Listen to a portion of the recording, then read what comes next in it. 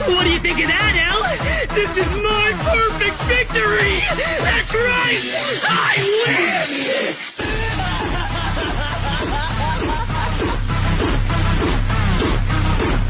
अगर तुमने इस स्टोरी को एंड तक देख लिया तो डेथ नोट तुम्हारे लिए सिर्फ एक एनिमी नहीं रहेगी। तुम समझ जाओगे कि लाइट यागामी विलन था या दुनिया का सबसे बड़ा जीनियस।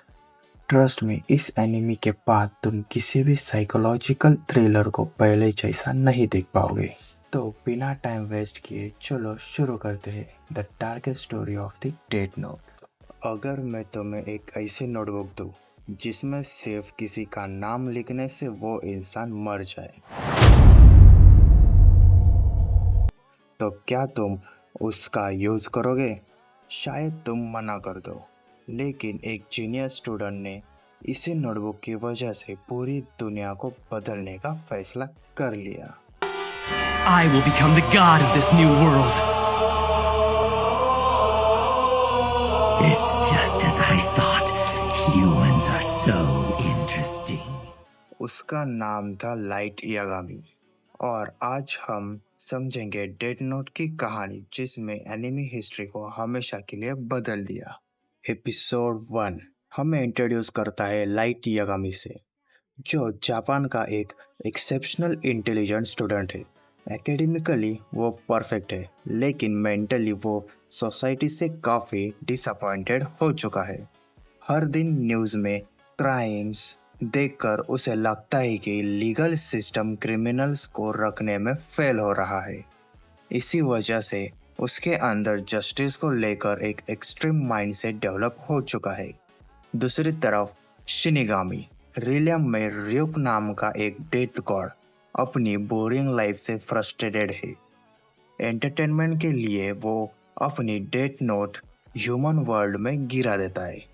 उसका कोई मिशन नहीं है, वो सिर्फ देखना चाहता है कि एक नॉर्मल इंसान इतनी डेंजरस पावर मिलने पर क्या करेगा।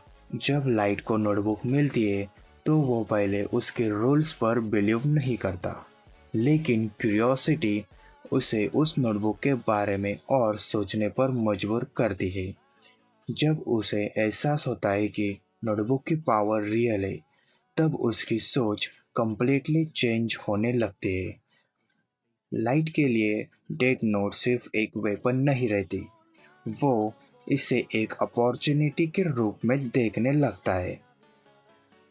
एक ऐसी अपॉर्चुनिटी जिसे वो अपनी आइडियल दुनिया क्रिएट कर सकता है। उसका मानना है अगर डेंजरस क्रिमिनल दुनिया से हटा दिए जाए तो सोसाइटी पीसफुल बन सकती है।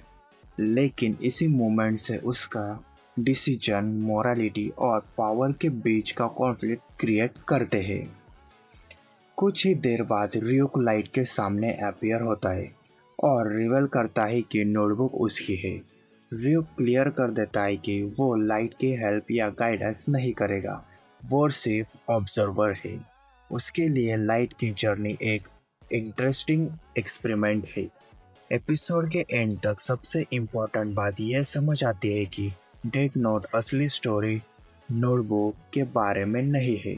ये एक साइकोलॉजिकल बैटल की बिगिनिंग है, जहां एक इंटेलिजेंट इंसान अपनी डेफिनेशन ऑफ जस्टिस को पूरी दुनिया पर अप्लाई करना चाहता है। व्यूअर्स के लिए भी एक क्वेश्चन छोड़ दिया जाता है, क्या अच्छे इंटेंशन किसी भी पावर को जस्टिफाई कर सकते हैं, या एब्सोल्यूट पावर इंसान को धीरे धीरे बदल देती है?